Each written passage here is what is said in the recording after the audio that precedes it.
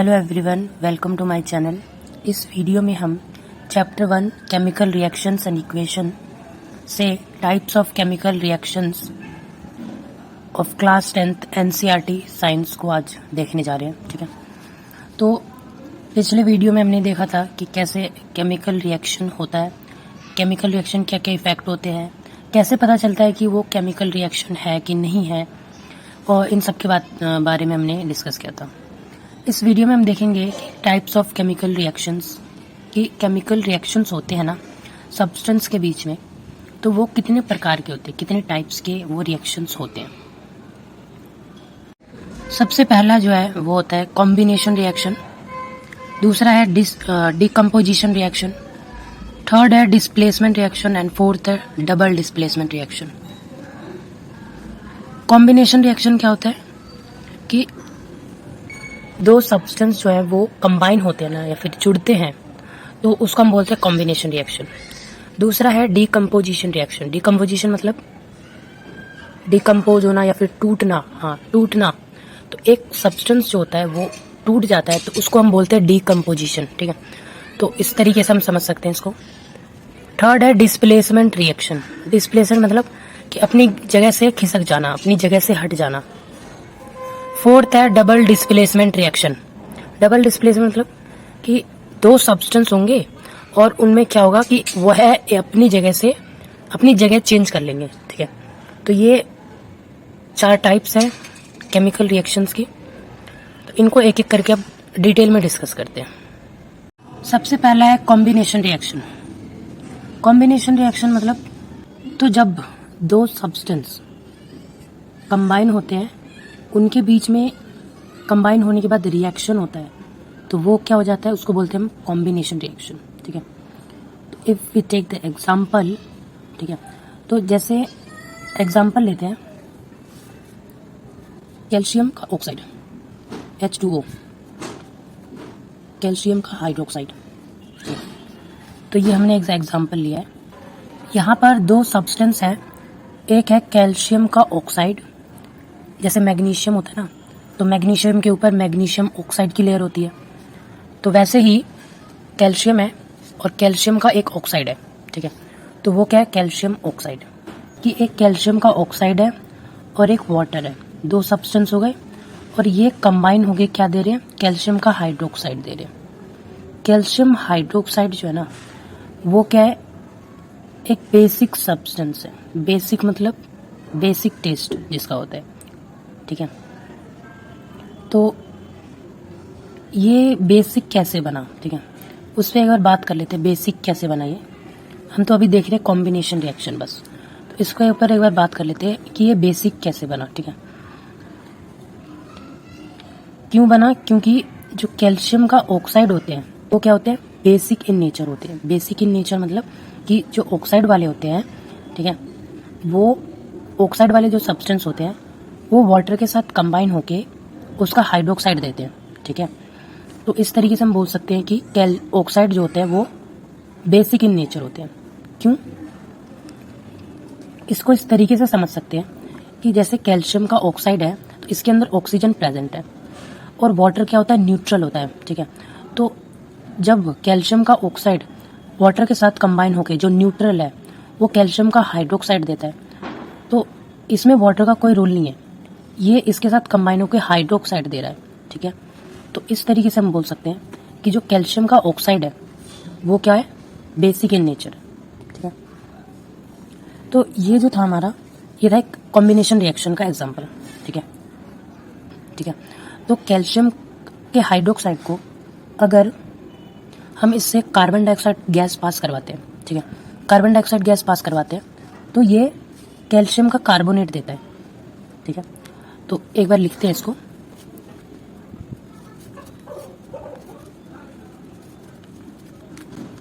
अब जब हमने कैल्शियम ऑक्साइड में वाटर डाला तो कैल्शियम का हाइड्रोक्साइड दिया इसने।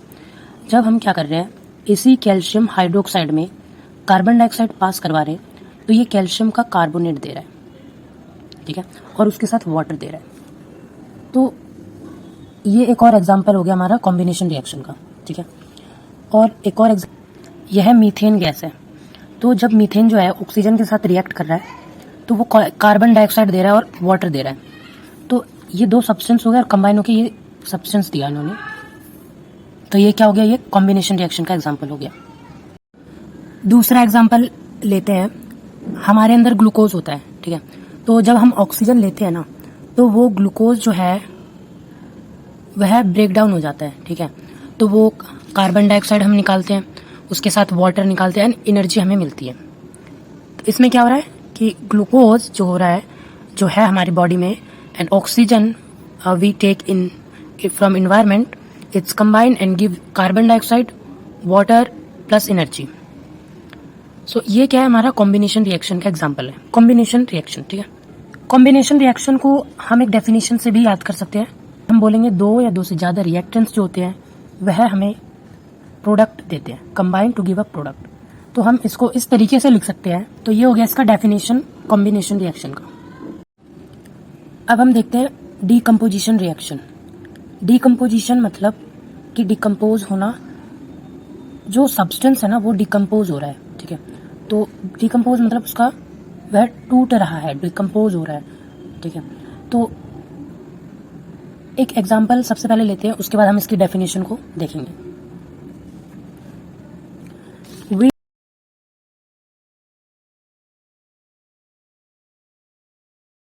सबसे पहले ये है फेरस सल्फेट, इसको बोलते हैं हम फेरस सल्फेट, ठीक है। तो फेरस सल्फेट जो है एक सब्सटेंस है जो वाइट कलर का होता है, ठीक है। तो वाइट कलर का ये कैसे होता है अभी बात करते हैं, इसमें पहले देखते हैं। सबसे पहले ये है फेरस सल्फेट, इसको बोलते हैं हम फेरस सल्फेट, ठीक है। तो फेरस सल्फेट जो है एक सब्सटेंस है जो वाइट कलर का होता है। जब हम इसको हीट देते हैं ना, हीट देते हैं ना, तो ये हीट अब्जॉर्ब करता है, ठीक है। तो हीट ये अब्जॉर्ब करता है तो ये ब्रेक डाउन हो जाता है किस चीज में, FeO3, Fe2O3, SO2, SO3। इसको बोलते हैं हम फेरिक ऑक्साइड, इसको बोलते हैं हम सल्फर डाइऑक्साइड और इसको बोलते हैं सल्फर ट्राइऑक्साइड, ठीक है।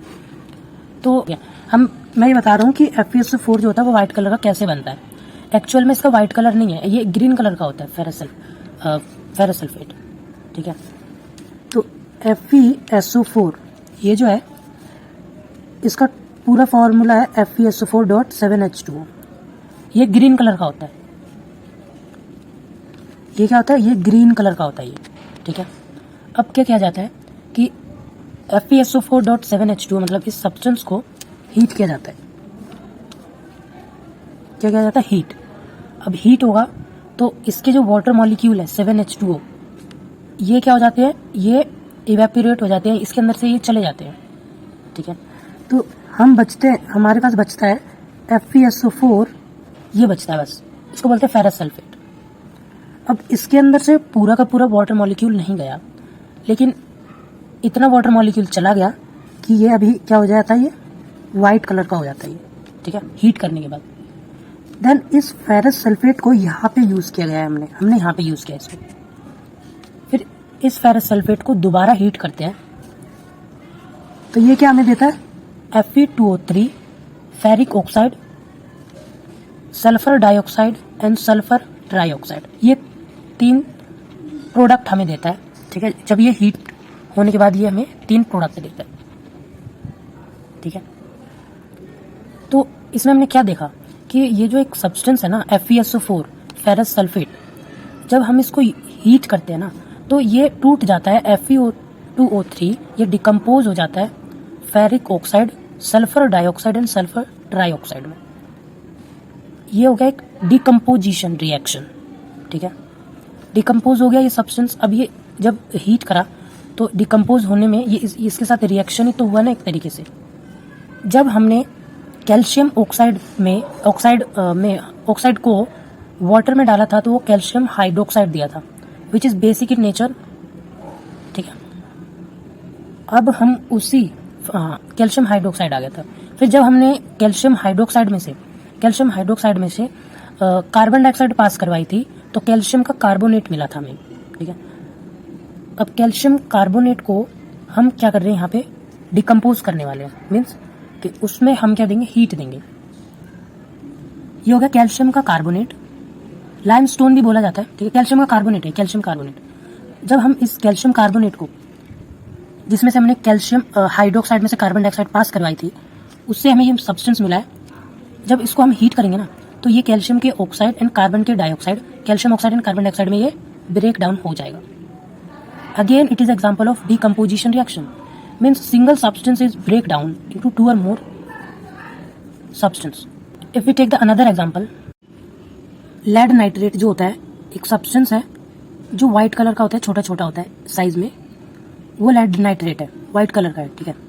तो जब हमने लेड नाइट्रेट को, जिसका फॉर्मूला PbNO3O2 है, इसको हमने हीट किया ना, तो ये लेड का ऑक्साइड लेड ऑक्साइड में हुआ, नाइट्रोजन डाइऑक्साइड एंड ऑक्सीजन में ब्रेक डाउन हुआ। अब ये सब्सटेंस बन कैसे रहा है, ये PbO कैसे दे रहा है, NO2 कैसे दे रहा है, O2 कैसे दे रहा है, ये एक्सपेरिमेंटली देखा भी गया है। आप देख सकते हैं यूट्यूब पे एक्टिविटी 1.6 डाल के, तो ये आपको एक्सपेरिमेंटली करके मतलब दिखाया गया है, और आप समझ भी सकते हैं कि जब हम लेड नाइट्रेट को हीट करते हैं तो वो लेड ऑक्साइड देता है, नाइट्रोजन डाइऑक्साइड जो होता है वो पॉइजनस गैस भी है, ठीक है। And oxygen, if you take the joystick in the front of the test tube, the joystick is burn because oxygen is come out from the test tube in the reaction. तो ये lead nitrate जो होता है ना, ये PbO lead oxide में, nitrogen dioxide and oxygen में ये ब्रेक डाउन हो जाता है। ये भी क्या है, एक डीकम्पोजिशन रिएक्शन का एग्जांपल है कि ये जो है एक सब्सटेंस टूट रहा है अलग अलग सब्सटेंस में, ठीक है। एक और एग्जांपल लेते हैं कि AgCl क्या है, सिल्वर क्लोराइड, ठीक है, हाँ सिल्वर क्लोराइड है। तो ये सिल्वर प्लस क्लोरीन में ब्रेक डाउन हो जाता है, ठीक है। तो इसको बैलेंस कर देते हैं एक बार, ये है सिल्वर क्लोराइड। तो ये जो होता है ये वाइट कलर का होता है, ठीक है। और जब इसको हम प्रेजेंस ऑफ सनलाइट में रखते हैं तो ये वाइट कलर जो होता है ना, वो ग्रे कलर में चेंज हो जाता है, ठीक है, ग्रे में चेंज हो जाता है ये कलर। अब ये जो है ना सिल्वर क्लोराइड, ये वाइट कलर का था, तो इसको एक चाइना डिश में रखा जाता है और सन के सामने यहाँ पे इसके अंदर जो है वो AgCl है, ठीक है। और इसको जब हम सन की प्रेजेंस में रखते हैं, ठीक है, तो इसका जो कलर हो जाता है ना वो चेंज हो जाता है। तो ये ब्रेक डाउन हो जाता है AgCl में, मतलब एक सिंगल सब्सटेंस जो होता है वो ब्रेक डाउन हो गया दो सब्सटेंस या दो से ज्यादा में भी हो सकते हैं। एक और एग्जांपल लेते हैं AgBr, सिल्वर ब्रोमाइड। ये सिल्वर और ब्रोमीन देता है, इसमें भी यही है, ठीक है। इसमें भी यही है कि ये व्हाइट कलर का होता है, सॉरी ये येलो कलर का है, ये क्या येलो कलर का है, और ये वाला जो सब्सटेंस है ये अगेन ग्रे कलर का ये हमें देता है in the presence of sunlight. तो सिल्वर ब्रोमाइड भी जो है ना ये ब्रेक डाउन हो गया। ये सभी एग्जांपल क्या है, डीकम्पोजिशन रिएक्शन के एग्जांपल। अब इसकी डेफिनेशन को देखते हैं कि डीकम्पोजिशन रिएक्शन क्या होता है। When a single substance decomposes to give a two or more substance is called decomposition reaction। मतलब जब एक सिंगल सब्सटेंस, जैसे हमने देखा कि सिंगल सब्सटेंस FeSO4 हो गया, उसके बाद CaCO3 हो गया, PbNO3O2 हो गया, AgCl हो गया, AgBr हो गया। तो सिंगल सब्सटेंस जो है ये डिकम्पोज होके, ये ब्रेक डाउन होके बोल सकते हैं एक दो और दो से ज़्यादा प्रोडक्ट के फॉर्म में हमें सब्सटेंस को दे रहा है। तो ये क्या हो गया, डीकम्पोजिशन रिएक्शन हो गया। नाउ अब हम देखते हैं डिस्प्लेसमेंट रिएक्शन। डिस्प्लेसमेंट रिएक्शन क्या होता है कि अपनी जगह से ना खिसक जाना, अपनी जगह से शिफ्ट हो जाना, दूसरी जगह चले जाना। तो ये क्या हो गया, डिस्प्लेसमेंट रिएक्शन। जब सब्सटेंस के बीच एक जगह से दूसरी जगह का चेंज होता है, मतलब प्लेस चेंज होता है, तो उसको बोलते हैं हम displacement reaction. To understand the displacement reaction we have to learn the reactivity series first. Reactivity series tell us about that what kind of a substance means what kind of a metal and non-metal which are more reactive and which are less reactive। तो सबसे पहले हमने देखा कि अलग अलग substance जो होते हैं वो कंबाइन हो रहे हैं, वो डिकम्पोज हो रहे हैं। इसमें हम देखेंगे कि सब्सटेंस जो है एक मेटल या नॉन मेटल जो भी है, ठीक है, उसको हम एक सब्सटेंस बोल रहे हैं, ठीक है। तो वो जो है वो दूसरे एलिमेंट्स को डिस्प्लेस कर देगा, ठीक है। तो सबसे पहले हम रिएक्टिविटी सीरीज को एक बार देख लेते हैं। ये रिएक्टिविटी सीरीज है। सबसे पहला जो एलिमेंट है और जो सबसे ज़्यादा रिएक्टिव है वो है पोटेशियम, ठीक है। सोडियम आता है, फिर calcium, magnesium, aluminium, zinc, iron, lead, hydrogen, copper, silver and gold. ये एक रिएक्टिविटी सीरीज है, इसको आपको याद करना है। उसके बाद आप ये याद करने के बाद आप ये पता कर पाओगे कि कौन सा एलिमेंट जो है वो ज़्यादा रिएक्टिव है, कौन सा एलिमेंट कम रिएक्टिव है। तो इसको देखते हैं कि डिस्प्लेसमेंट रिएक्शन में ये कैसे काम करेगा। यहाँ पर हमारे पास एग्जाम्पल है जो एनसीईआरटी बुक में ही है, पेज नंबर 11 है, ठीक है। तो आयरन है एंड कॉपर सल्फेट का सोल्यूशन है जो वाटर में डिजोल्व है, ठीक है, दोनों का सोल्यूशन। एंड ये हमें सोल्यूशन देता है एक FeSO4 iron sulphate and copper, ठीक है। तो हमने क्या करा कि एक आयरन लिया Fe, ठीक है, आयरन लिया, उसके बाद हमने कॉपर सल्फेट का सोल्यूशन लिया जो एक ब्लू कलर में है, ठीक है। और फिर जब हमने इसका रिएक्शन करवाया तो ये क्या बन गया, एक आयरन सल्फेट बन जाता है और कॉपर अलग हो जाता है। यहाँ पे ऊपर दिखाया हुआ है एक्टिविटी करके कि जो आयरन था हमने बिल्कुल सही सा आयरन जिसमें जंग नहीं लगा हुआ था वो वाला आयरन लिया, फिर हमने इस आयरन को इस कॉपर सल्फेट के सोल्यूशन में हैंग किया, ठीक है। तो जो कॉपर इसके सोल्यूशन में हैंग किया आयरन को, तो जो आयरन है यहाँ पे कॉपर सल्फेट में से क्या करता है कि आयरन जो है वो कॉपर को डिस्प्लेस कर देता है, ठीक है, हटा देता है इसकी जगह से, और आयरन जो है वो सल्फेट के साथ कंबाइन हो जाता है और फिर आयरन जो है वो अकेला हट जाता है। तो क्या बचता है, आयरन सल्फेट प्लस कॉपर। तो यहाँ पर जो आयरन है, जब हमने इसको कॉपर सल्फेट सोल्यूशन में डाला तो कॉपर सल्फेट सोल्यूशन डालने से पहले ब्लू था। रिएक्शन के बाद क्या होता है कि इसका कलर चेंज हो जाता है क्योंकि आयरन जो है वो कॉपर को अपनी जगह से डिस्प्लेस कर देता है, कॉपर सल्फेट में से अपनी जगह से डिस्प्लेस कर देता है। तो आयरन सल्फेट बचता है और फिर जो ब्लू कलर है कॉपर सल्फेट का वो फेड मतलब हल्के कलर में चेंज हो जाता है, ठीक है। तो ये जो था ये ऐसा क्यों हुआ, क्योंकि आपने अभी जो रिएक्टिविटी सीरीज देखी ना उसके अंदर आयरन सल्फेट था। रिएक्टिविटी सीरीज में आयरन जो है वो कॉपर से ज़्यादा रिएक्टिव है, इसीलिए ये कॉपर आयरन जो है वो कॉपर को डिस्प्लेस कर देता है और आयरन सल्फेट प्लस कॉपर बनाता है। वैसे एग्जांपल है जैसे जिंक है, जिंक को अगर कॉपर सल्फेट सोल्यूशन में डाला जाता है तो zinc is more reactive than copper, it displaces the copper from the sulphate in aqueous solution, it forms the zinc sulfate and copper. Another example is Pb, that is lead plus copper chloride. Lead is more reactive than copper, it displaces copper from the chloride solution and lead chloride formed and copper is again displaced from the copper chloride. So it is example of displacement reaction.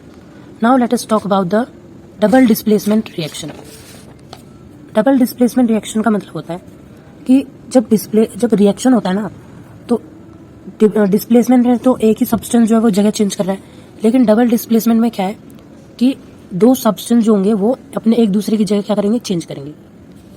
सो एक example देखते हैं। यहाँ पर एक example है, sodium sulphate जो है वो बेरियम क्लोराइड के साथ कंबाइन होके barium sulphate and sodium chloride दे रहा है, ठीक है।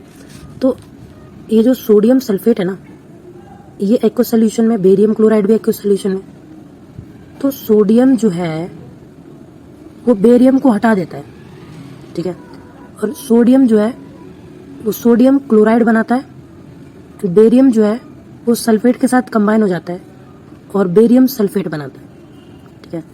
तो जो डबल डिस्प्लेसमेंट रिएक्शन होता है ना उसको हम प्रेसिपिटेट रिएक्शन भी बोलते हैं। जब रिएक्शन होता है तो उस टाइम पे रिएक्शन होने के बाद एक पीपीटी बनता है जो प्रेसिपिटेट होता है, इसलिए हम इसको प्रेसिपिटेशन रिएक्शन भी बोल सकते हैं। डबल डिस्प्लेसमेंट रिएक्शन के जो डेफिनेशन है उसमें हम क्या कह सकते हैं कि when mutual exchange of ions take place. Mutually exchange of ions जो है यहाँ पे म्यूचुअली एक्सचेंज ऑफ आयंस हो रहा है, ठीक है, ये इसके पास जा रहा है, ये वाला इसके पास जा रहा है, तो हम बोल सकते हैं कि when mutual exchange of ion take place then double displacement reaction is happened. तो हमने आज combination reaction, decomposition reaction, displacement and double displacement को कवर किया। नेक्स्ट वीडियो में हम रिडॉक्स रिएक्शन एंड डेंसिटी को भी कवर करेंगे, ठीक है। Thank you for watching this video.